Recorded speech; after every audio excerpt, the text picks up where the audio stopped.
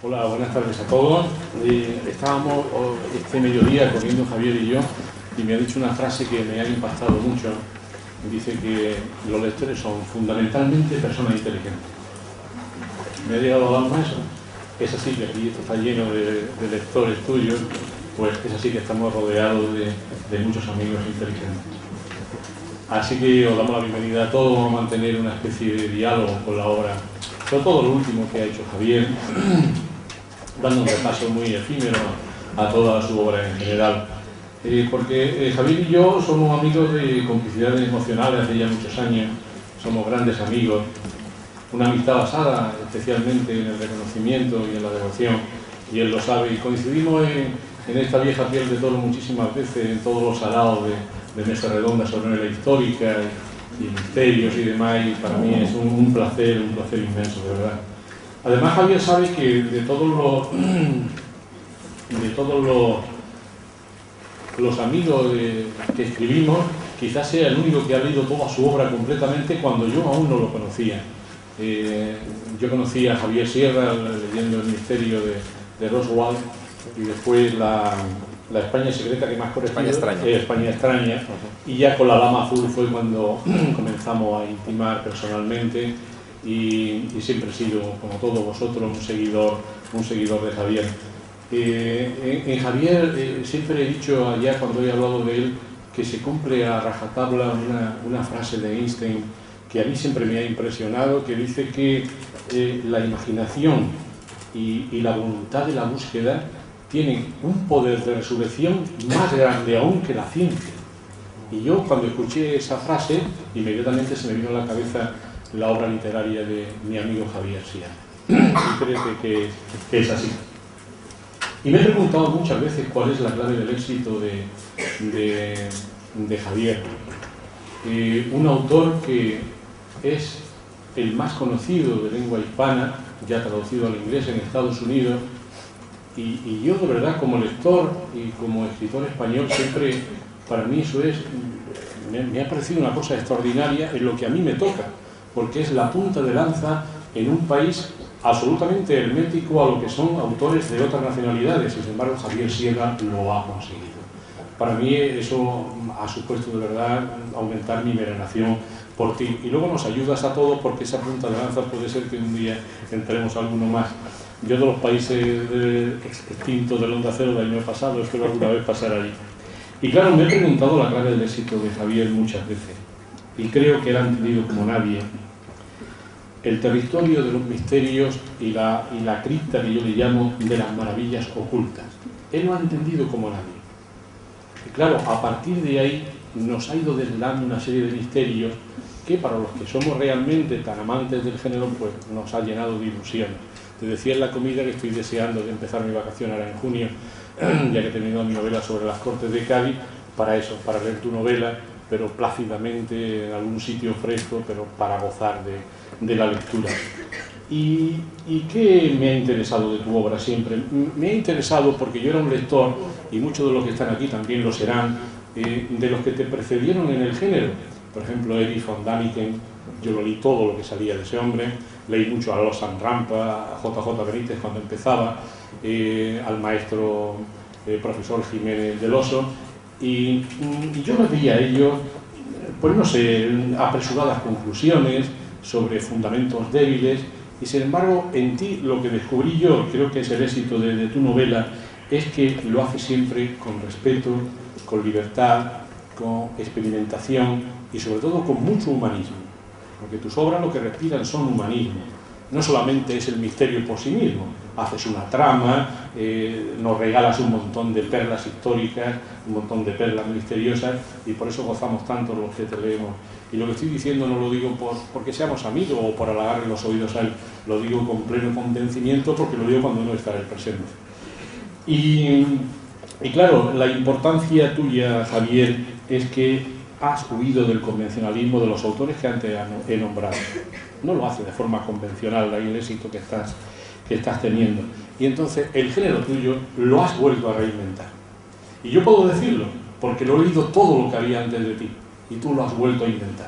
Yo creo que esa es la clave de por qué te han traducido a todos los idiomas, de por qué con la cena secreta rompes el mercado y te metes en los Estados Unidos y vendes medio millón de libros. Vas a sacarme los colores. Como es muy blanquito porque es del norte, se lo sacaré de broma. Y ahora pues con El Ángel Perdido, pues yo sé que vas a hacer una tournée que te va a llevar por un montón de sitios de USA y que, en fin, nos va a llenar de alegría a todos sus lectores. Y a los que somos compañeros tuyos de Pluma, pues para nosotros es un privilegio extraordinario. Tuve la oportunidad el pasado año, quizá, o el anterior, de presentarte la Ruta Prohibida, donde nos presentaste aquel libro maravilloso que tú decías que eran 6 destinos del misterio universal. Me impresionaste muchísimo con La tumba de Inocencio VIII, un personaje mío de la historia que me sublima, me atrae muchísimo. Los templarios en los Andes, Blasco Ibáñez, el maestro masón, en fin, que nos ha descubierto una serie de campos que tanto nos han gustado a los que amamos el género. Al final todo se resume, buenas tardes, al final todo se resume en ser curioso. Sí. Yo creo que esa es la clave un poco de este tipo de libros, ¿no? Yo escribo para encontrar respuestas y a veces también para encontrar buenas preguntas, porque creo que eso es lo que va a hacer que enganches a un lector para que pase la siguiente página. La Ruta Prohibida, que es este libro que tú mencionas, era un libro de preguntas. Es fundamentalmente un libro de preguntas. Yo me preguntaba, por ejemplo, ahora que mencionabas Inocencio VIII, por qué en la planta principal de la Basílica de San Pedro en el Vaticano se encuentra la tumba de este papa que muere en julio de 1492, una semana antes de que Cristóbal Colón zarpara del puerto de Palos, y en su epitafio, en el que puede leerse en latín en esa tumba, se pueden ver todos los méritos de aquel pontífice, entre ellos que dio el nombre de católicos a Fernando e Isabel, pero dice en latín: Novi orbis suo aevo inventi gloria, suya es la gloria del descubrimiento del nuevo mundo. Si Colón zarpa una semana después de morir el Papa sin saber que ha muerto Inocencio VIII, ¿cómo es que se atribuye el mérito del descubrimiento del nuevo mundo? Primer interrogante, ahí hay mi lista. Y eso es lo que a mí me mueve, encontrar ese tipo de interrogantes y, si es posible, interrogantes que los lectores, que vosotros, podáis contrastar. Es decir, si vais a la ciudad, a la Basílica de San Pedro, a la ciudad del Vaticano, entráis en la Basílica, la cuarta columna a mano izquierda de la Basílica, un columnón enorme por la parte de atrás, fijaos, ahí está la lápida, yo no me la he inventado, está ahí. Recuerdo cuando fui a presentar el libro a Roma, a un grupo de libreros, que me llevé a mi talismán en Roma, que es Paloma Gómez Borrell, corresponsal durante tantísimos años de Televisión Española, luego de la COPE, en fin, la llamamos allí todos Papaloma, porque sabe más de los papas que nadie, pero ella no se había fijado en aquella historia y estaba fascinada. Todavía se sigue dando de cruces. Dice, mira, es que cada vez que entro en la Basílica de San Pedro me acuerdo de esa lápida. Pues eso es lo que yo pretendo hacer, no con Paloma, con todos los lectores, porque eso es lo que a mí me pasa. Bueno, vamos a entrar en tu último libro. Vamos. Que yo estoy convencidísimo que todos los presentes que te preguntan, y te hacer la primera. Nuestra común amiga Julia Navarro asegura que El Ángel Perdido es un libro tan sorprendente y tan mágico como Javier Sierra. ¿Qué definición más portentosa del libro? Es que Julia es mucha Julia. Es mucha Julia. Pero, bueno, además Julia se llama la protagonista de mi novela. A lo mejor es por eso. ¿Te gusta la definición? Es bonita, sí. Me sonroja también un poco, pero dejadme contaros un poco, no la novela, porque creo que se hace un flaco favor siempre a los lectores contar la trama de una novela. Hemingway decía muy bien que si un escritor cuenta su novela, lo pierde todo. Luego no voy a perderlo todo esta tarde con vosotros, pero sí que os voy a contar cómo se construye una novela y cómo trabaja alguien como yo. Primero quiero que sepáis que estamos en un entorno universitario, que yo no estudié la carrera de novelista porque no existe, pero sí estudié una carrera muy próxima a la de novelista, que es la de periodista. Los periodistas, al fin y al cabo, contamos novelas todos los días, novelamos de alguna manera la realidad, porque seleccionar un fragmento de ella para transmitirla al receptor ya es casi novelar y fragmentar la visión de una historia, ¿no? Por lo tanto, al haberme formado como periodista, tengo un pequeño vicio, que es el vicio de la información también. Estoy muy atento a lo que sucede. Y muchas de mis novelas nacen de información. A veces nacen de una noticia o nacen de un pequeño detalle que encuentro en la hemeroteca. Siempre he sido un ratón de hemeroteca, más que de biblioteca, de hemeroteca. Y esta novela, aunque no nació de la noticia que os voy a mostrar, sí que la noticia que os voy a mostrar terminó de confirmar que tenía que ponerme en marcha definitivamente hacia ese escenario del que os quiero hablar. La noticia se publicó, mirad, qué casualidad, hace exactamente un año, 28 de abril de 2010. Yo no sé si os acordáis, salió en todos los medios de comunicación, fue noticia en los periódicos, un grupo de investigadores chinos y turcos aseguró haber encontrado a unos 4.500 metros de altitud en la montaña llamada Ararat, en la frontera entre Armenia, Irán y Turquía, los restos de la mayor reliquia del mundo antiguo, el Arca de Noé. Según la tradición bíblica, el Arca de Noé cayó ahí hace unos 5.000 años. Y estos chinos, dentro de un glaciar, aseguraron haberla encontrado, incluso filmaron estructuras de madera dentro de ese ambiente, ¿no? Por supuesto, aquello dio la vuelta al mundo. Y a mí me hizo recordar la historia del Arca de Noé. Yo ya llevaba meses trabajando con la novela. Cuando salta esta información, yo lo vi casi como una señal de uy, qué bien, estoy en la onda, ¿no? Algo está pasando respecto a este tema del Arca de Noé. Llevaba mucho tiempo recopilando información. Quería escribir una novela no histórica, sino una novela contemporánea, pero con referencia a un enigma antiguo. Y por supuesto, el libro que se convirtió casi en mi libro de cabecera durante meses fue el libro del Génesis, donde se cuenta la historia primitiva de nuestra especie, ¿no? Y de los primeros momentos de nuestra historia. En ese libro del Génesis, que está lleno de mitos, por supuesto no es información diaria, se habla del arca, se habla de que fue una embarcación construida por orden de Dios, directa a Noé, que tenía unos 130 metros de longitud y podía desplazar 14.000 toneladas. Era la mitad del Titanic, pero en términos de, en fin, de la antigüedad, de hace 5.000 años, un barco más que respetable. Pero yo quería traer la información o el mito de Noé a mis días, para transmitirla también a los lectores en una novela contemporánea. Y encontré algo que se ha convertido también en una pequeña obsesión. Os contaré una microhistoria. En 1949, en el verano de 1949, un avión espía de la CIA tiene que hacer un servicio de cartografía en la frontera entre la entonces Unión Soviética y Turquía. Hoy es Armenia, entonces era la URSS. Y ese avión llevaba una cámara en la panza que disparaba automáticamente imágenes cada 20 segundos. Circunvaló la cumbre del Ararat y aquel día, que pertenecía a un verano muy cálido, estas son las estribaciones del Ararat, el perfil, y aquí sube la montaña, pues a 4.600 metros, debajo de un glaciar que se había venido a menos por el calor, quedó a la intemperie esa cosa aquí, una estructura gris de unos 130 metros de largo de aspecto geométrico. Los analistas fotográficos de Langley, en Virginia, clasifican aquello como la anomalía del Ararat y le ponen el sello de alto secreto.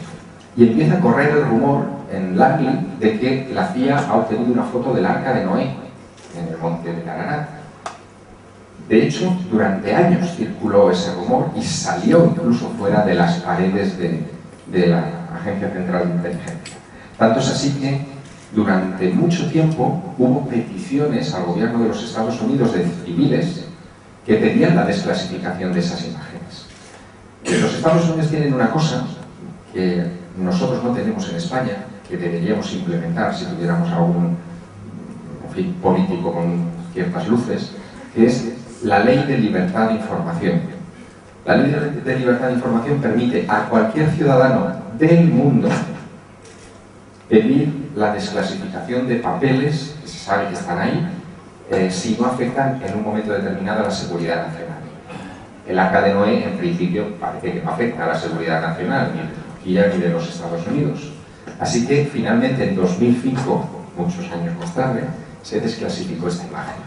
Y se dieron a conocer otras, como esta, de otro satélite americano, el Kuiper, que en el año 2003 fotografió esa misma formación desde el espacio. En otro año, de pocas nieves, y se ve una especie de cosa usada al borde del barranco, digamos, de un barranco. Esto tenéis que haceros la idea de que estaba fotografiado desde el centro, ¿no? La vertical. Otras imágenes, como esta del año 2000, satélite Iconos, año de nieves, muestran cómo la capa de nieve parece que brinca por encima de un obstáculo que se ve ahí, señalado en un círculo. O esta que es de otro satélite de la CIA, de la serie Keijo, del año 73, donde también se ve algo usado en esa zona, en esa loma descendente del monte Ararat. ¿Os podéis imaginar que con el rumor de la existencia de esas fotos hay mucha gente que se plantea ir a buscar el arca? Y en los años 50, 60, 70, 80 van en busca del Arca de Noé y aseguran haber encontrado incluso fragmentos. Luego hablaremos de eso. Yo me dedico como ratón de hemeroteca a buscar toda esa información de las expediciones, a entrevistarme con algún venerable anciano que participó en alguna de ellas, pero sobre todo me interesa la historia de este tipo. James Irwin era astronauta de la misión Apolo 15. Este hombre, que fue uno de los 12 que puso el pie en la Luna, es decir, no un astronauta cualquiera, uno de los 12 que puso el pie en la Luna en las misiones Apolo, cuando regresó del espacio y pasaron todos los honores y los agradecimientos y el tour mundial para hablar de sus vuelos espaciales, etc., pasa por una crisis psicológica profunda y se convierte en un hombre muy religioso. Él piensa que casi ha sido elegido por la divina providencia para hacer lo que hizo y escribe en sus memorias una cosa que le dará sentido a sus días hasta que murió hace 20 años casi. Esto me dice: tan importante es que el hombre haya caminado sobre la luna como que Dios alguna vez lo haya hecho sobre la tierra. Y decide consagrar toda su vida a buscar huellas de Dios en la tierra. Mayor huella que el Arca de Noé no se me ocurre ninguna, así que organiza. Fijaos, entre 1982 y 1986, 7 expediciones al Monte Ararat. Pero amigos, Monte Ararat, frontera todavía con la Unión Soviética, estamos hablando de que año 86, el muro de Berlín cae en el 89, como sabéis. Luego, la visita de un piloto de pruebas americano, que eso es lo que era, militar, a esa zona generó todo tipo de controversia, polémicas. Este hombre estuvo a punto de perecer en varios accidentes que incluso pensaron algunos que habían sido atentados contra él. Generó tal la avalancha de información, de detalles sobre sus expediciones, que para un escritor como yo, acceder a ese material, cuando quería escribir sobre la búsqueda del arca de alguna manera, era oro molido. Así que también me dediqué a seguirle la pista a James Irwin. Y otras pistas, más hemeroteca, revista Life, septiembre de 1960, un piloto turco llamado Durbinar, el capitán Durbinar, fotografía sobre un lecho de lava cercano al Ararat, no arriba donde se fotografió la anomalía, en otro lugar, una formación que parece un barco, vista desde arriba, una especie de cosa usada. Bueno, yo me fui a ese lugar, terminé encontrando esa formación. A ver si esto que se ve aquí, ¿lo veis? De perfil. Aquí. Incluso hicimos algunas cazas del lugar para ver si había alguna evidencia de que aquello podía, en fin, pertenecer a alguna estructura náutica. Vimos algún material que los locales dicen que era madera petrificada, pero nada tenía la consistencia seria para decir que aquello era un barco. Probablemente se trata de una anomalía geológica convencional. Sin embargo, después de hacer ese viaje descubrí que en Madrid había un trozo del Arca de Noé, os lo decía.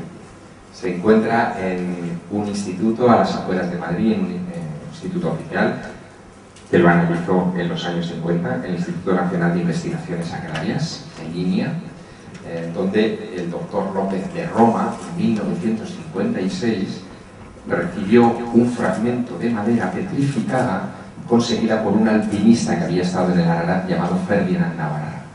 Ese fragmento se analizó, varios fragmentos se distribuyeron por varios laboratorios europeos.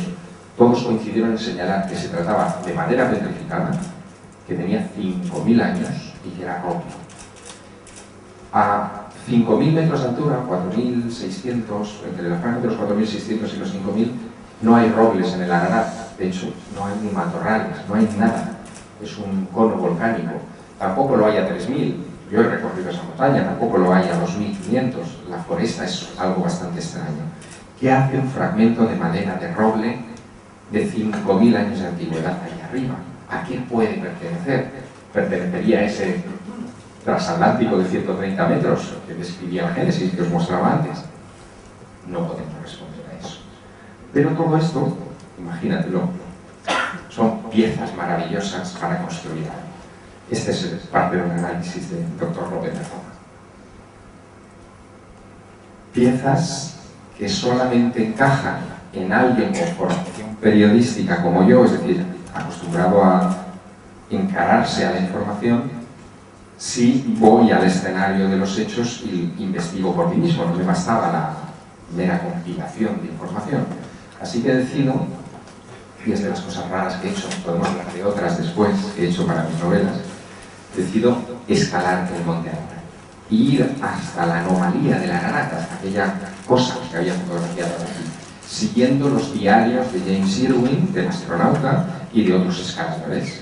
Y no se me ocurre otra cosa que yo, que no he subido pues, probablemente más arriba de la altura de la torre de la Catedral de Cádiz, no se me ocurre otra cosa que pedirle socorro a un maestro del alpinismo, César Pérez de Tudela. Seguro que los más veteranos recordaréis, un hombre que ha estado en todas las alturas de este planeta, que está a punto de morir en varias de ellas, que tiene un historial tremendo como escalador, un grandísimo profesional y un mejor ser humano, y que me dice que sí, que no solamente me va a instruir, sino que me va a acompañar. Así que nos vamos los dos al monte Ararat y escalamos el monte. Y os contaré otro pequeño relato, micro, antes de darte paso, porque esta aventura continúa. Cuando decidimos escalar el monte Ararat, pedimos permiso a los militares turcos, porque la montaña es zona militar. Lo era en la época de la CIA, por su proximidad a la frontera con la URSS, lo sigue siendo hoy, porque la frontera que hay ahora es la de Armenia, y Armenia y Turquía son dos países enemigos, o sea, no se hablan, la frontera está cerrada desde los sucesos, pues sonará por las noticias algunos, de Nagorno-Karabaj, hace ya unos cuantos años. Bueno, pues esa zona está bloqueada, y muy cerquita está también la frontera de otro país muy amigo de Occidente, que es Irán. Luego, la zona es complicada. Baterías antiaéreas, tanques, vehículos blindados, vallas de espino, lo que podéis imaginar es lo que se puede ver alrededor de la montaña. Los militares, después de que yo les doy mucho la lata, porque bueno, se me ha olvidado contaros un factor clave para conseguir este tipo de cosas, y es ser de Teruel. Ya sabéis lo que pasa con los de Teruel, los aragoneses, tenemos fama de, ¿no?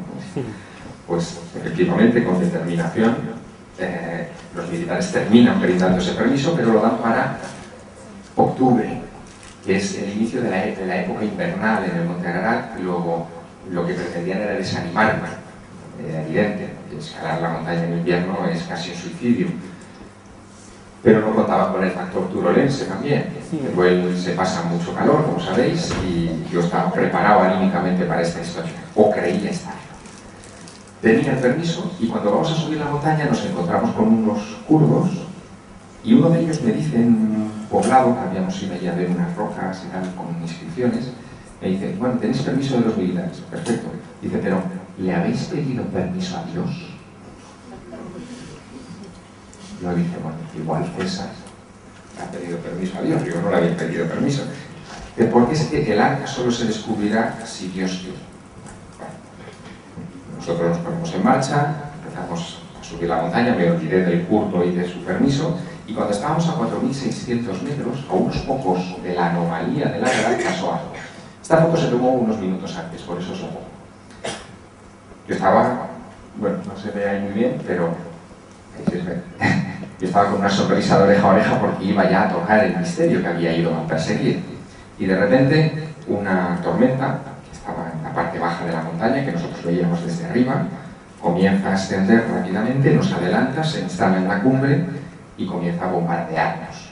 Viento, granizo, en fin, el suelo estaba frío y íbamos pisando con nuestras botas, se hiela, todavía más se convierte casi en un espejo, haciendo muy difícil cualquier movimiento. En fin, la cosa se pone seria y en un momento determinado dudamos si permanecer allí o empezar la huida, el descender rápidamente. Decidimos descender, fueron 11 horas de descenso huyendo de la tormenta, las más duras, puedo decir, que yo he pasado nunca, pero salvamos el pellejo gracias a eso. Nos quedamos a unos metros de la compañía. Me pasó como muchos héroes del mundo antiguo, como Parcival en el poema del Grial de Cretiel de Troyes, cuando va en busca del Grial, casi lo aferra, pero se tiene que volver con las manos vacías. Y como a ese Parcival me ocurrió algo. Descubrí que lo importante no era encontrar el arca, lo importante era haber subido a buscarla. Porque es donde yo aprendí la lección, que después utilizaría, desde luego, en las páginas de la novela. Luego, ese es mi método, ¿no? Luego ocurren cosas, evidentemente. Si hubiera querido contaros que llegué a la cumbre de la Ardat hubiera sido imposible, porque el diario de Teruel, más intrépido que el New York Times, dio la noticia de que nos habíamos quedado ahí atascados por la nieve, ¿no? Y a punto de perecer. Pero en ese camino aprendí muchas más cosas. Por ejemplo, que ese descubrimiento que se anunció hace un año de los chinos, que esta imagen corresponde a eso, y en donde se veían incluso, bueno, es que aquí se ve negro, pero se veía una especie de cubículo de madera con paja y telas de araña incluso. Ese descubrimiento era un fraude. Un fraude perpetrado de una manera muy singular, que yo descubrí de una manera, en fin, accidental. Descubrí a varios de los guías que acompañaron a aquellos chinos, hablé con ellos, me hablaron de este hombre, por ejemplo, uno de los guías, se le llamaban Paracaídas por el mostacho que tiene, que aparece en esta foto del 2004, que el descubrimiento es del 2010. En el 2004 aparece delante de la misma cueva en la que se encuentra el arca de Noé, pero la cueva está vacía. Es decir, en el 2004 el arca de Noé no estaba en la cueva. Raro, ¿no? En imágenes que yo pude conseguir de la cueva anteriores al 2010, la cueva no tenía ni rastro, ni en su interior, ni en los alrededores de esa madera petrificada. Lo que ocurrió fue que en el 2009, en octubre de 2009, esos mismos chinos habían ido a la montaña con varias monturas, varios caballos cargados de maderas de una cabaña que habían comprado en el Mar Negro, la montaron dentro de la cueva, dejaron que pasara el invierno, que se helara, que el glaciar cayera sobre la cueva, y en abril, cuando empieza el deshielo, justo ahora, acudieron, filmaron aquellos cubículos deshelándose y lo presentaron al mundo como el descubrimiento del arca de Noé. ¿Por qué hicieron eso? También fue una historia que entendí. Porque esta gente lidera una secta cristiana en China y su misión es convertir a los chinos al cristianismo. Ahí es nada. Hace falta tener moral, pero bueno, en fin. Su idea es construir en Hong Kong un hotel que ya está hecho en forma de arca de Noé, hacer un parque de atracciones vinculado al cristianismo, a la historia del cristianismo, y lo que querían era aparecer en las noticias para decirle a sus compatriotas: ¿lo veis? Como nosotros tenemos razón y Confucio era un pringao. Pues aquí está la clave del este. Bueno, hay muchas otras historias relacionadas con la novela, pero le dejaré a Jesús que me pregunte.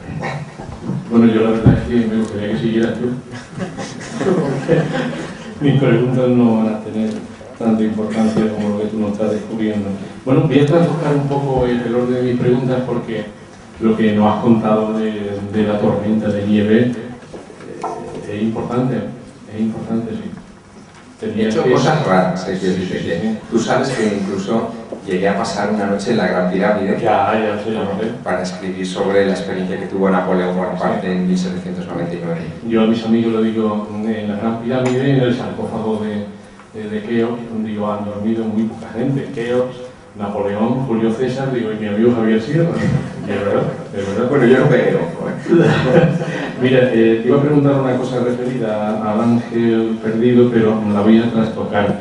Yo sé que tú siempre has recelado de los dogmas de la ortodoxia oficial y ¿crees que y defiende que todos los pasos del Homo sapiens están programados por algo o por algo? Esto no se le pregunta a un amigo. Ha sido lo comenta.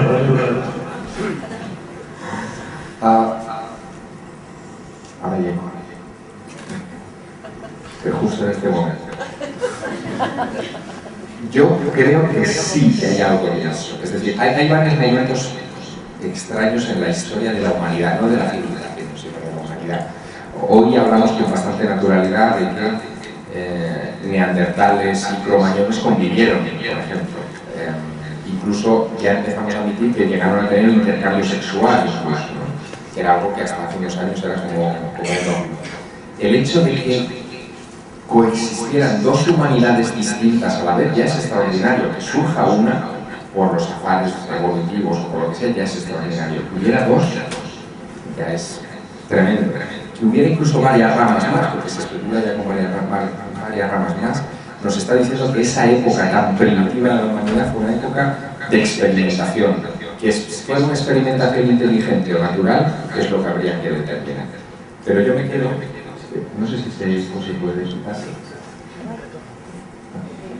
Sí, es que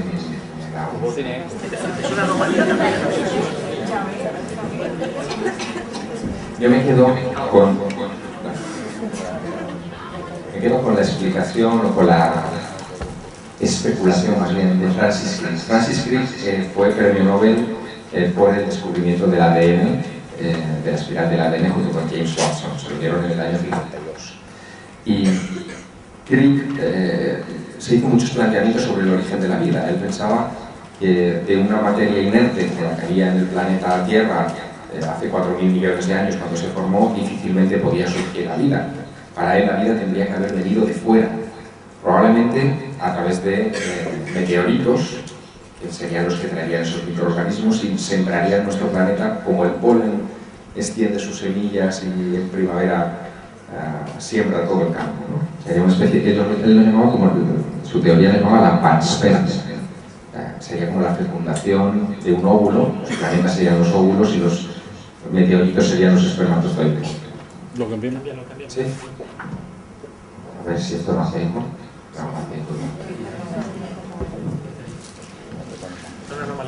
Una anomalía. Bueno, el caso es que Crick llegó a plantearse la posibilidad de que la panspermia, como no hubiese sido en el caso de la Tierra algo natural, sino algo artificial, y habló de la panspermia dirigida. ¿Qué pasaría si una civilización desarrollada hubiera querido transformar planetas distantes en lugares aptos para la vida? Quizá para desembarcar más adelante, quién sabe para qué. Y hubiera enviado a bordo de cápsulas o de algún tipo de vehículo ese tipo de vida que caería sobre la Tierra y provocaría los cambios que crearían la atmósfera, que crearían las primeras formas de vida elementales y después las formas de vida complejas. Desde ese punto de vista, la vida en la Tierra hubiera sido producto de una siembra y Jesús Maestro sería un extraterrestre. Sí, pero ustedes también. Claro.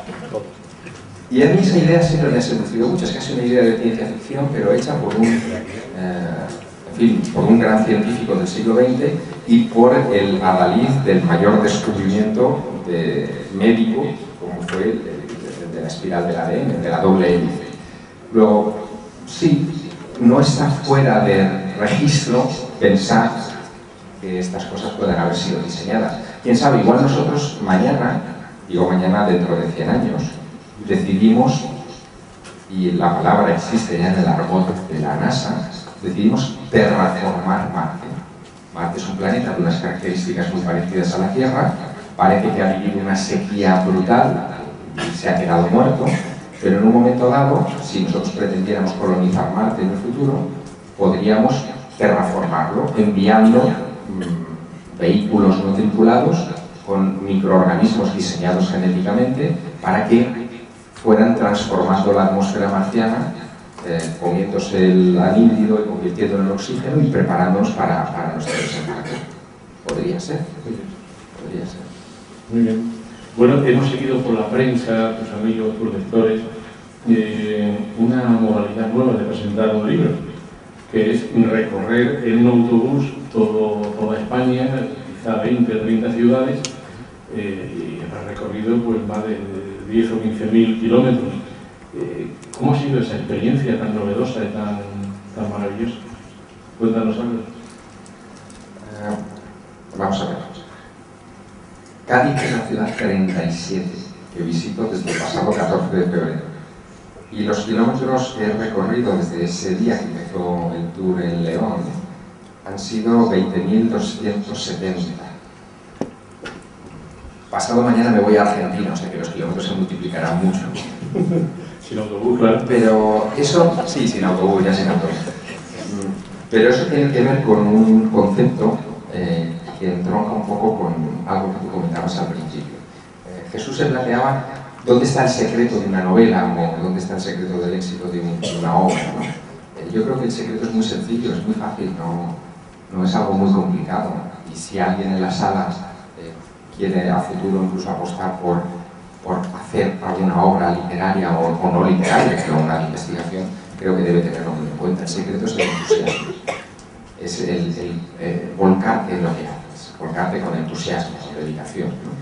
Y en cuanto tú encuentras algo que merece la pena ser contado, no encuentras otra mejor razón que entregarte a ello y comunicárselo a los demás. Y eso es un poco lo que pasa, ¿no? Yo he disfrutado muchísimo haciendo esta ruta y sigo haciéndolo. Es decir, a mí me encanta estar con vosotros esta tarde y disfrutar de un tiempo de coloquio. Creo que eso al final es una energía que se contagia. Si yo mismo me aburriera contando mis novelas, diría, uy, me he dado muchas entrevistas, qué rollo. ¿Qué percibiría el lector o el receptor? Diría, bueno, si el autor se aburre con la novela, imagínate lo que nos va a pasar a nosotros.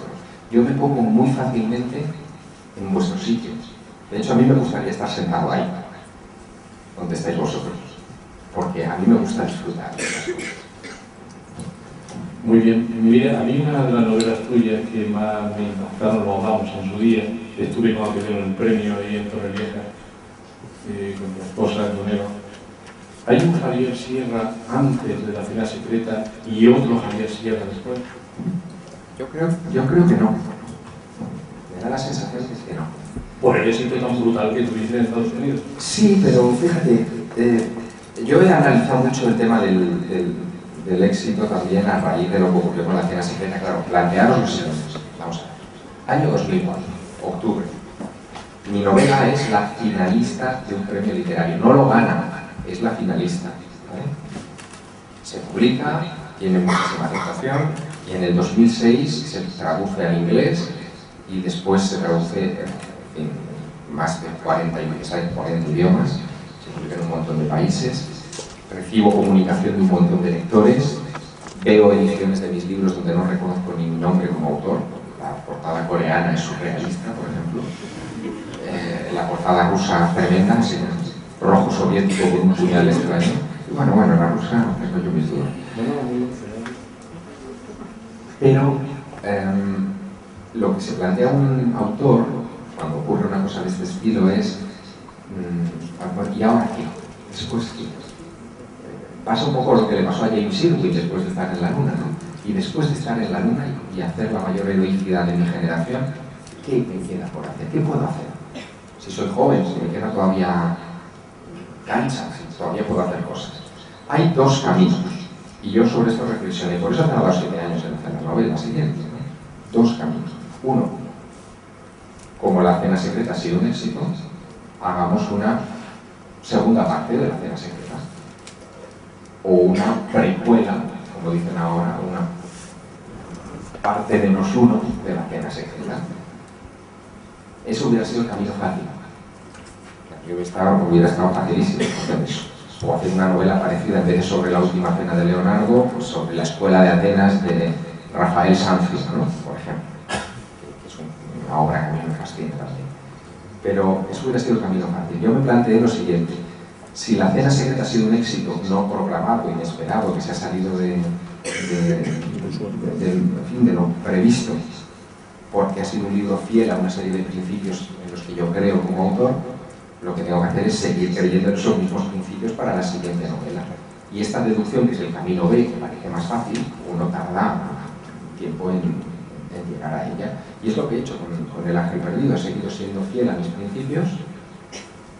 He querido poner otra vez todo el entusiasmo posible en mi nueva novela y ya está. Hombre, esta ha sido un poco más difícil. Es decir, para hacer la cena secreta tuve que visitar muchas veces la última cena de Leonardo da Vinci, la obra original, que se encuentra en el convento de Santa María de Legrancia en Milán. No sé si sabéis que para verla las visitas son de 15 minutos. Uno reserva, entra durante 15 minutos, contempla aquello y luego lo echan y ya está. No hay más tiempo, no se pueden hacer fotos, no se puede hacer nada. Yo lo que hice fue reservar en la sesión de las 9:15, en la de las 9:30, en la de las 9:45, en la de las 10, en las de las 10:45 y en la de las 11 ya tenía los carabinieri desde las 10. ¿No? ¿Es cierto? Me preguntaban, ¿y este tío qué pretende? Normal. Claro. Pero en cualquier caso eso era mucho más fácil que subirse al bote a la. Así que, pero el origen era el entusiasmo. No voy a contar nunca la anécdota. Tuvieron detenido un día y ha sido una buena experiencia, ¿verdad? Sí, bueno, les expliqué que era escritor y dijeron, bueno. Sí, un loco, hemos estado hablando, yo conozco, si que eres un cinéfilo, igual que me pasa a mí me encantaría que una novela llevara al cine, no va a ocurrir, pero bueno, me encantaría, daría un brazo. Pero ¿cómo que no? Bueno, porque uno es de natural pesimista y creo que no. Y eso que son todas thrillers y muy novelables. Pero bueno, hablando de lo tuyo. El otro día vi en la prensa que había un proyecto de llevar una de tus novelas al cine, pero no ponía el perdido cuál de ellas era. Dinos algo. Hay varios proyectos sobre la mesa, pero ninguno fructifica por diversas razones. Hay una condición única que yo pongo, solo una, muy sencilla, muy fácil, y es, por Dios, que hagan una buena película. No que hagan una buena adaptación de la novela, porque es muy difícil adaptar al 100% una novela en una producción de cine. Si habéis leído El nombre de la rosa de Humberto Eco y habéis visto la película, sabréis de lo que os hablo. Es decir, El nombre de la rosa es un novelón, la película de Jean-Jacques Hano es un peliculón, pero no son lo mismo. O sea, la película prescinde de muchas cosas y altera el sentido de otras. Yo doy permiso para eso, pero hombre, que me pongan las condiciones para hacer una buena película. ¿Qué significa hacer una buena película? Pues primero, que se gaste el dinero en contratar unos buenos actores. No que pongan a 3, que no se sabe de dónde ha salido.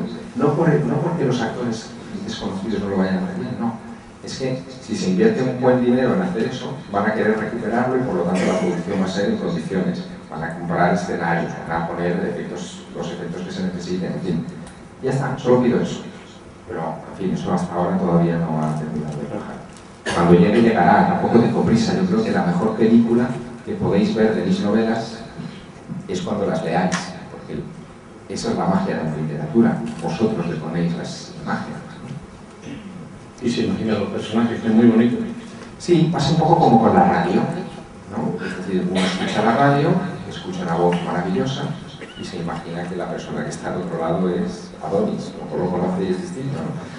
Pero hay muchas cosas en común entre literatura y radio, ¿no? Exigen por parte del receptor poner imágenes.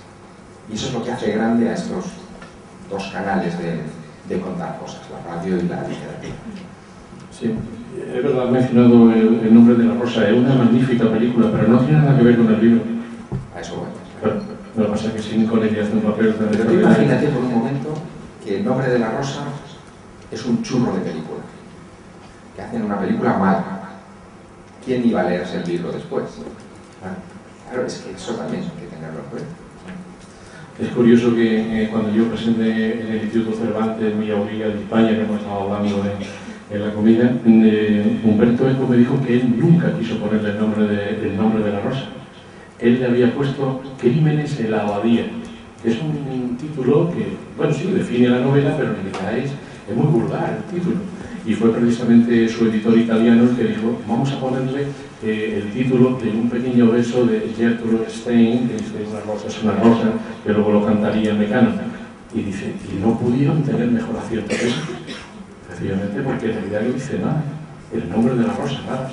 Y sin embargo fue un título acertadísimo para la novela.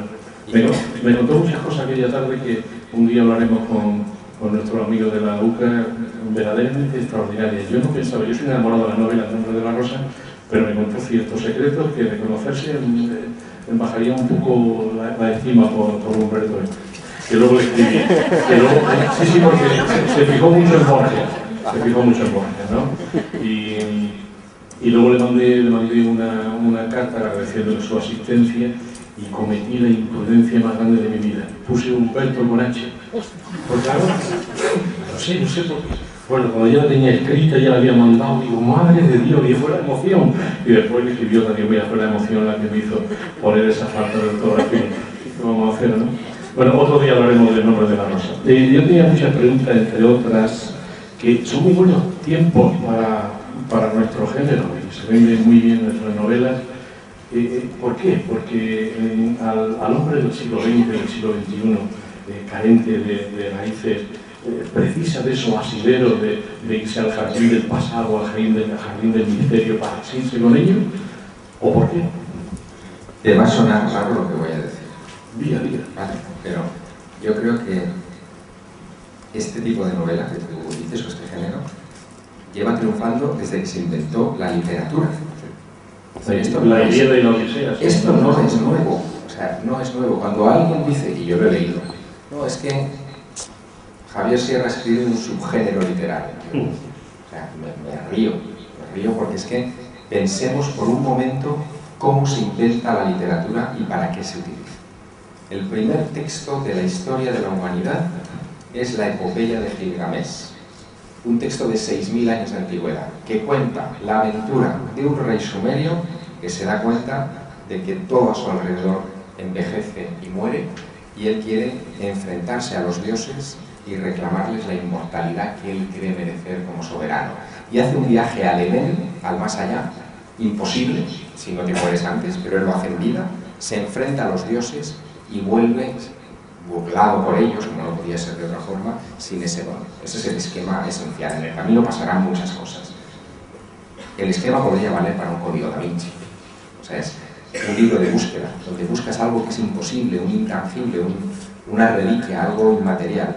Primera novela moderna de la historia, El cuento del Grial de Chrétien de Troyes, siglo XIII, que cuenta la aventura de Parcival, caballero que va en busca del Santo Grial, de la copa que utilizó Jesús en la última cena, y que termina regresando a su punto de partida sin haberla conseguido. Ulises, o sea, la aventura de la Odisea, es otra aventura similar. Se embarca en un viaje para conseguir algo que es vital para su supervivencia. Regresa también de alguna manera sin haberlo conseguido. Lo importante, en definitiva, es haberlo intentado.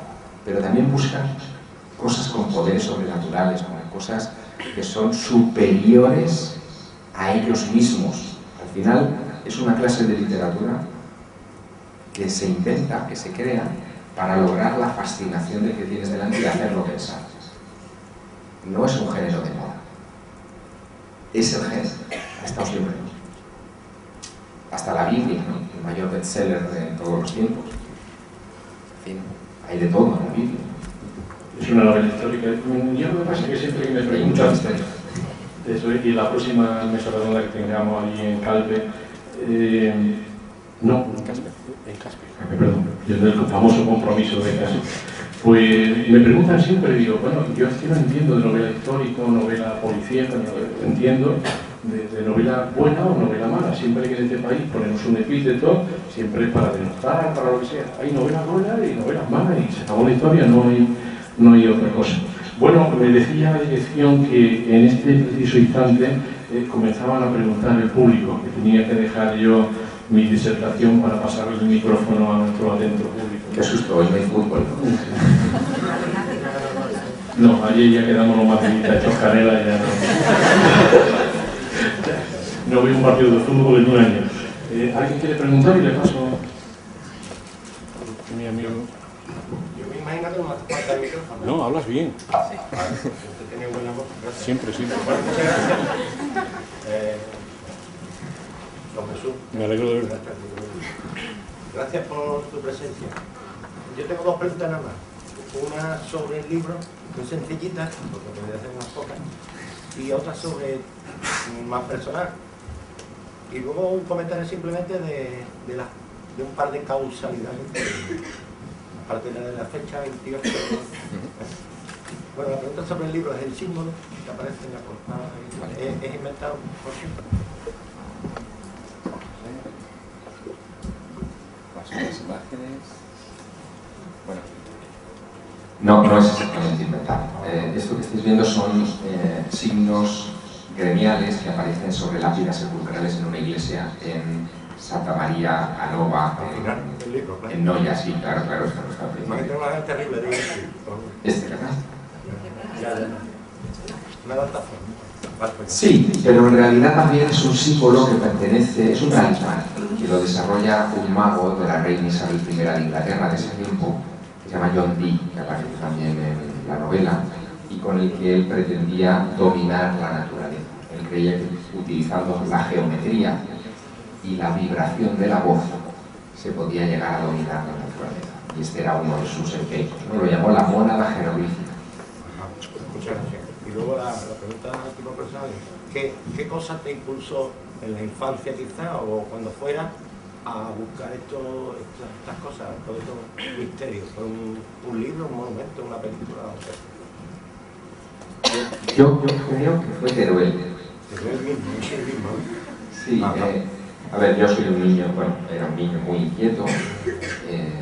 El primer carnet que yo tuve en mi vida, en mis manos, fue con 8 años, fue el carnet de la biblioteca. Y eso marca. Y luego en una ciudad donde a partir de las 8 de la tarde en invierno no hay nadie, las calles están vacías, el suelo es de piedra, hay frío, los pasos que piquetean por la calle, las sombras de los faroles eléctricos que titilan, hace que te imagines cosas que hay a la vuelta de la esquina. La imaginación de un niño se dispara y uno cree ver vampiros y está leyendo un libro de vampiros, el monstruo del lago Ness agazapado debajo de una piedra, lo que sea. Yo creo que es importante eso. O sea, el entorno de la infancia crea el estímulo de la edad adulta. Cádiz también tiene magia, ¿eh? No, imagínate. Y ahora la cuestión causal de esta, si yo me entero de esto porque he visto el diario de Cádiz hoy, esta mañana, si no, no me entero. Y entonces aparece en el diario de Cádiz una noticia que es la próxima visita de unos miembros de la Iglesia Armenia de España, que van a venir a Cádiz, mira por dónde. Y cuando has citado a no sé qué día, lo llevo aquí, el trozo de Benito, y cuando has citado al cuadro de Rafael, ¿no? Sí. La escuela de Atenas, pues hay una señora que hace tapices en la calle y que por cada día viene unas cuantas veces, y recientemente, justo cuando terminó la Semana Santa, apareció con sus tapices que los hace y no los vende, no sé, pero hay uno que lo tiene casi terminado, que ese no lo vende, lo pone ahí, y es la escuela de Atenas. Bueno, yo no creo en las casualidades desde hace muchos años. Entiendo que llamamos casualidad a aquello cuyas relaciones íntimas no conocemos. Es casualidad, por no pensar más, porque no somos capaces de trazar su trayectoria. Pero yo no creo en las casualidades. Probablemente yo interpreto este tipo de cosas pues como señales, como guiños. Es una manera divertida de vivir también, estar despierto a este tipo de toques, la verdad. Lo de la Iglesia armenia está muy bien, sobre todo en la novela hablo mucho de los armenios y el Vaticano armenio, que está en Santa Expiación, que es una localidad armenia donde hay un tiroteo importante en mi novela. Se me ha ocurrido hacer un índice onomástico de tu libro, añadírselo para... Se puede, en la página web del libro hay un... no sé cómo lo llamé al final, pero... Wiki Ángel, es una especie de Wikipedia, pero del libro, ¿no? O sea, con términos, conceptos que aparecen en la obra, personajes secundarios, en fin, un poco una ayuda para quien quiera saber más y quiera seguir buscando. Yo creo que los buenos libros además son esos, son los que no acaban en sí mismos, sino que te lanzan a la aventura del saber. ¿Quieres? Que intentaré ser breve. No he podido leer todavía el libro, estoy deseando. Pero bueno, habrá que esperar a que la ingente cantidad de trabajo de la universidad se vaya quitando de encima. En fin, quería preguntarte porque me interesa mucho el tema, ¿no? Porque bueno, a mí me gusta leer sobre este tipo de misterios, sobre todo las historias de santos y los milagros que se le atribuyen. Es muy significativo, ¿no?, el cómo cumplen una pauta común. Una de las personas que jamás se me hubiera ocurrido echar un vistazo si no fuera gracias a Cuarto Milenio, que te vi precisamente hablando de Sor María de Ágreda. Ajá. A partir de ahí leí la novela.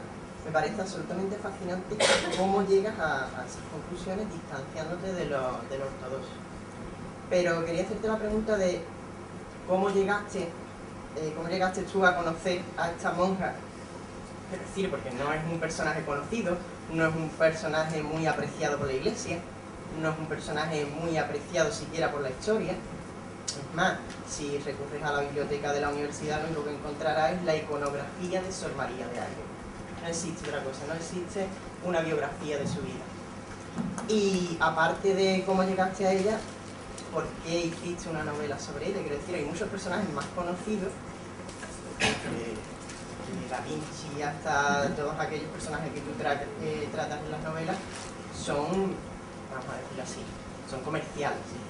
Sor María de Ágreda no es comercial en un principio, nadie conoce a Sor María de Ágreda. Esa pasión por... Bueno, en mi caso, mi primera respuesta, que es la primera pregunta, ¿cómo llegué?, te va a responder la segunda. ¿Vale? Es muy fácil, bueno, muy fácil.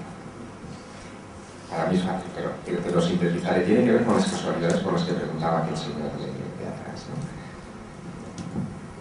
En febrero de 1991, yo publico un artículo en la revista Año Cero. Tenía 20 años, no 19, ni siquiera había cumplido 20. Estaba estudiando periodismo y como yo era un inquieto, un nato, pues estaba ya publicando en revistas nacionales y tal. Entonces publico un artículo sobre personas que tienen experiencias de teleportación. Gente que va conduciendo su camión por la A7 y de repente entra en una niebla y aparece en el otro lado de la autopista 30 kilómetros más allá, ¿no? Entonces recojo varios de estos testimonios, me parecían muy interesantes.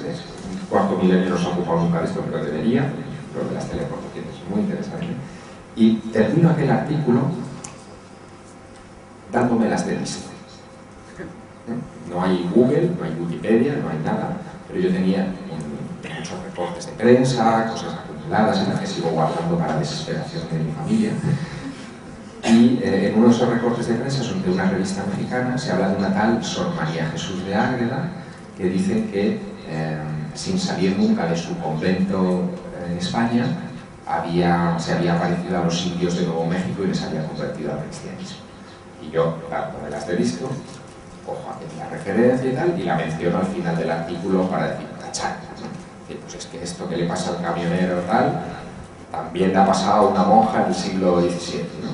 Monja de la que yo no tenía ni la más remota idea, o sea, que no sabía quién era esta Sor María Jesús de Ágreda, solamente el nombre y el hecho específico que aparecía en esa revista mexicana. Se publica el artículo en febrero de 1991. En abril, 14 de abril, pasa algo. Ese día yo estoy, 14, fíjate, otra vez, casi el aniversario. Ese día yo estoy en otra historia, recogiendo datos sobre copias de la sábana santa que hay. ¿Eso qué es este?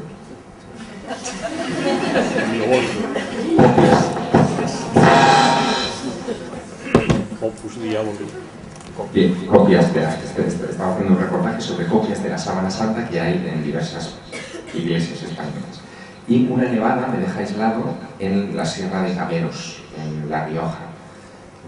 Yo iba con un coche que acababa de comprarme, mi primer coche, un Ibiza de los antiguos, que bueno, un horror. Y de repente, intentando salir de allí de la nevada, porque no llevaba cadenas, por supuesto, ya no me daba el presupuesto para las cadenas, a duras penas para la gasolina, saliendo de la Sierra de Cameros, por donde me dejaba la nieve, termino llegando a una nacional, suspiro, y en la nacional veo un cartel que dice Ágreda. Y digo, paz. Dije, a ver si la monja esta que yo he citado es, o sea, el apellido, de lo que yo creía que era el apellido, a ver si iba a ser el pueblo, Sor María Jesús de Ágreda. Le hace falta ser melón, no me he dado cuenta de esto, ¿no?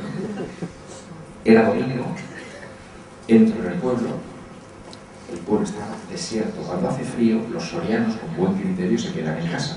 Pero es que cierran, ya 2 bares en el pueblo que también estaban cerrados, la iglesia estaba cerrada y seguía nevando. Digo, antes de que me pase algo peor, voy a dejar estas tonterías de Ágreda y me voy a ir para Madrid, por la nacional que hay.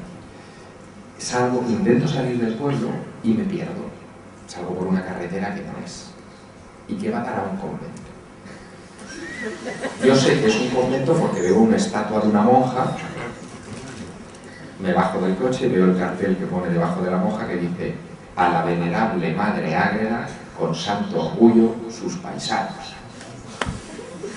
Yo digo, bueno, pero a ver si va a ser. Entro en el convento, llamo a... es un convento de clausura, por lo tanto, lo que hay es un torno, llamo al timbrecillo. Ave María Purísima. Si te cago concedida, hermana. ¿Qué desea? Pues mire, que me he perdido y quería preguntarle, oiga, si no conocerán ustedes a una tal Sor María Jesús de Ágreda. Y me dice la monja, vamos, si es nuestra fundadora. Me quedo un poco así temblando, me hacen pasar a un locutorio con unas rejas, se presentan allí 3 monjas y me cuentan la historia. Me cuentan la historia de sus bilocaciones, América, de todo aquello que había fijado en aquel artículo. Yo estaba fascinado. Cuando terminaron sus explicaciones, me dice una de ellas, dice, y ahora si quieres, te la presentamos. Y digo, vamos a ver, ¿pero no me ha dicho usted, hermana, que esta monja vivió en época de Felipe IV y que murió en 1665? Sí, pues si la tenemos ahí en la iglesia, en una urna de cristal. Y me voy a la urna y efectivamente me encuentro allí con la monja incorrupta, el cuerpo presente en el sitio. Y dice, y también tenemos a la abuelita, la madre de la monja, también estaba incorrupta en un arcón que abrieron y me enseñaron. Yo salí en estado de shock. ¿Sor María Corona? Sí, exactamente. Yo salí en estado de shock del lugar. Sabía que tenía una historia que contar, pero no acabó ahí todo. Esto es el 14 de abril. ¿Vale?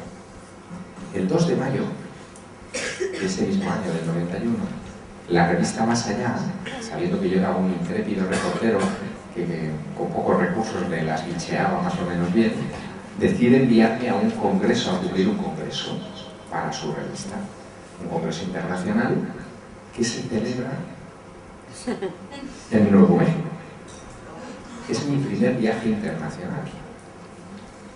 Así que yo acudo a Nuevo México a hacer ese congreso, cubro toda la información, pero ya recojo información in situ de Sor María de Jesús, de la que tenía casi más datos en América que en España. Con todo eso yo quería contar una historia. Le di muchas vueltas, hice muchos bocetos de libros, pero quería contar no ficción. Pero al final era una historia tan increíble, no solo la historia de la monja, sino cómo había llegado yo a toda esta historia, que decidí construir una novela. Por eso te digo que el cómo explica el porqué, ¿no? ¿Así providencial? Bueno, llamémoslo así. La novela que escribí, como consecuencia de todo aquello, La Dama Azul, es mi primera novela, arranca con una frase de Teófilo Gautier, que dice: la casualidad es quizá el seudónimo de Dios cuando no quiere firmar. Nos queda tiempo para una última pregunta. Si no la hay... A la derecha. Yo quería un placer, porque soy muy seguidor suyo, me encanta cómo se trata de todo, y quería, usted ha dicho antes que las novelas de ahora, que están tan de moda, están de anteriormente, y yo podría ser que uno de los que estas novelas ahora se vendan tanto, puede ser que debido al Código Da Vinci se venda más todavía. Es que antes del Código Da Vinci hubo otros. Estaba Caballo de Troya, por ejemplo. En fin, quizá los más jóvenes en la sala no habéis leído Caballo de Troya, pero los que tenéis más de 30 seguro que lo habéis leído todos. O sea, Caballo de Troya fue un fenómeno en España. Estuvo más de 100 semanas en listas. Es algo, vamos, que hoy logran muy pocos libros, ¿no? Y que ya tenían que ver con esto, ¿no? Hombre, siempre cuando hay un género como este que atrae tanto, termina dando frutos extraordinarios, y es lo que le pasó al Código Da Vinci, ¿no? Que de repente desmontó. El Código Da Vinci ha vendido en todo el mundo 50 millones de copias, es una barbaridad. Pero bueno, no quiere decir que no haya habido libros anteriores que hayan vendido también muchísimo en esa misma línea y que no los vayan a ver después. Pero eso puede ser que ahora el tema del misterio y eso puede que ahora, debido a ese de enmarcar tanto el Código Da Vinci y todo, haya otro auge. Yo no lo creo. O sea, yo creo que es independiente del éxito del código. El código es una muestra muy visible de eso. Pero estos libros se seguirán vendiendo si los libros son buenos. Porque fíjate, también ha ocurrido una cosa. Es que con el Código Da Vinci hubo muchos émulos del Código Da Vinci. Yo he leído códigos de todo tipo. Y la verdad es que 9 de cada 10 eran patatas. Yo he hecho mucho book crossing con libros de este estilo. Y me han pasado los buenos, algunos hay.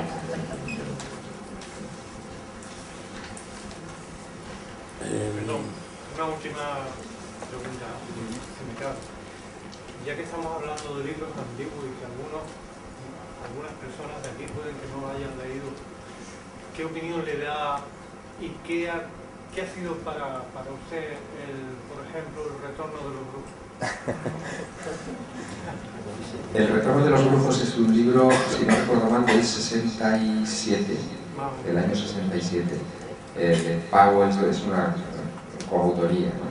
De Pauwels y Berthier, dos autores franceses que acuñaron un término que luego se ha apropiado la literatura latinoamericana para otra cosa, que es el realismo fantástico. El realismo fantástico no se inventa García Márquez y esta generación. El realismo fantástico se aplica a lo que hace Pauwels y Berthier, que son dos personas que han vivido la Segunda Guerra Mundial y que de repente reinterpretan ese episodio. Es muy reciente en el tiempo, la Guerra Mundial acaba en el 45, ellos publican el libro en el 67, en clave ocultista.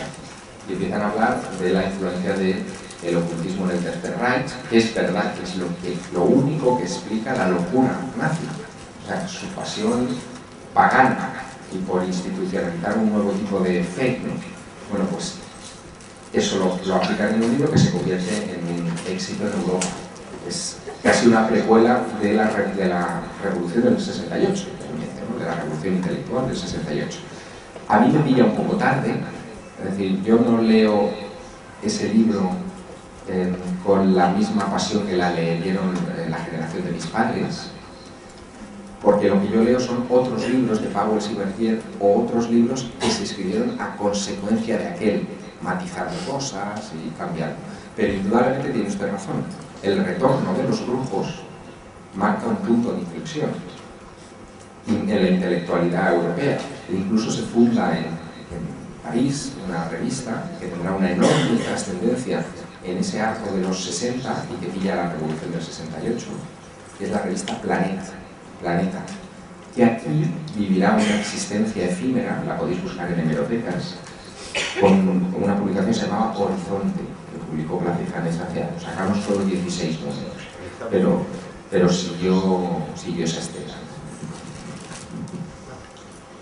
Muy bien, pues nada, Javier, ha sido un privilegio tenerte en Cádiz, un honor para mí presentarte, y en nombre de todo lo aquí presente en esta obra, voy a agradecerte esa colección de libros sorprendentes, fascinantes y mágicos que nos has regalado y que quiero que nos siga regalando durante muchísimo tiempo. Así que pido para nuestro autor hoy un enorme aplauso y